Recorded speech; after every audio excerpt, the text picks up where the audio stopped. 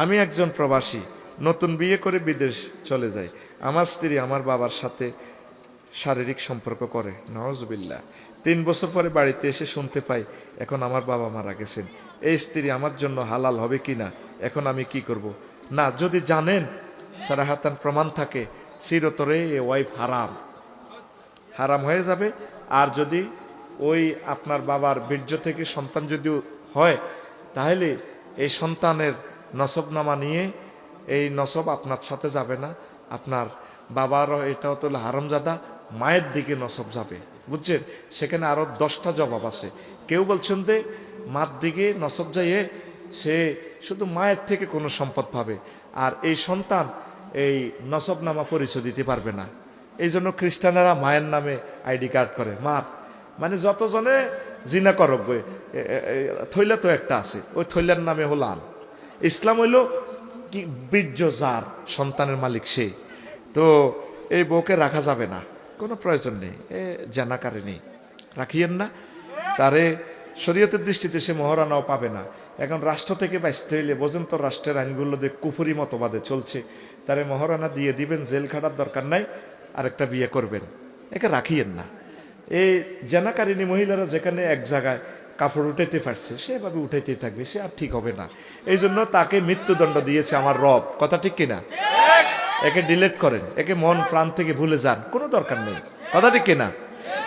হারামজাদা উৎপাদনের কোনো দরকার নেই। আল্লাহ তুমি আমার সমাজকে রক্ষা করো। 3, একজন মার ছোট ছেলে মারা গেছে, বড় ছেলে খুব অসুস্থ, মায়ের আরজি মায়ের আগে ছেলের মৃত্যু না হয়। আচ্ছা, এটা তো দোয়া, ঠিক আছে, আমি দোয়া করব ইনশাল্লাহ। হায়াতমত লেখা হয়ে গেছে। শায়েক, শায়েক বলা হয় যার অন্তরে জাররা পরিমাণ ইমান আছে।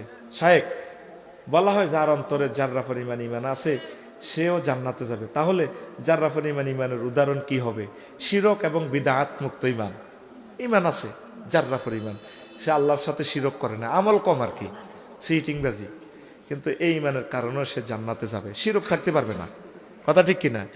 এই তাকের মধ্যে মদ, হে তাকের মধ্যে কোরআন শরীফ, সিটারি, 40 লাগায় তসবি পড়ে, এটি হলো বাহানা, সিটারি, মানব রচিত মতাদর্শ নিয়ে দেশ চালায়, শিরক, লাভ নেই, এগুলো স্টিকার মার্কা মুসলমান, সেসি হালাইব। কেমন এই ইমান বলতে ওই ইমান। এরপরে 9 নম্বর প্রশ্ন, অসহায় মানুষের সহযোগিতা করার জন্য চাঁদাবাজি করা যাবে কি? ওমা কিতে রে কস, গোলামের হুত, কার গোলাম? আল্লাহর গোলাম। তোর তো বান্দির হুত কইছি, রাগ হচ্ছে, তোর মা কার বান্দি? তাইলে এভাবে বান্দির ফুত বলা যায় আছে। যদি ফকিন্নির ফুত, হ্যাঁ, নাহানু নাহানু ফোকারা, আমরা গরিব, আল্লাহ ক আনতুমুল ফোকারা আল্লাহুল গানিউন হামিদ, আল্লাহ ধনী আর তোরা সব গরিব। তাহলে আমরা সব হৈন্নির হুত, কার হুত? আর আমরা সব বান্দির পুত। তোরা এটা আবার এটাকে গালি হিসাবে জানিস নে। I am very very sorry. তারা উই আর অল বান্দির পুত। কার পুত? বান্দির পুত। আর কি? ফকিন্নির পুত। ধনীকে আল্লাহ নিজে কইতেছে কোরআনে, আমরা নাকি ফকিন্নির পোলা। কার পোলা? ভাই যে তোর মারে কইছ কি তারে কস, তুই বুঝি হন্যির হলো আঙ্গ এত টিটি জাগা মানে বলে মা মহাগ্রন্থ তাল কোরআনে বলেছে আনতুমুল ফুকারা, তোমরা সব ফকিন্নির পোলা, আল্লাহুল গানিউন হামিদ। এভাবে মাকে এভাবে বুঝে দিবি, একটা আয়াত শিখা হয়ে যাবে। দেখো, অসহায় মানুষের জন্য চাঁদাবাজি হারাম, খবরদার, কুফুরির কাছাকাছি চাঁদাবাজি করা যাবে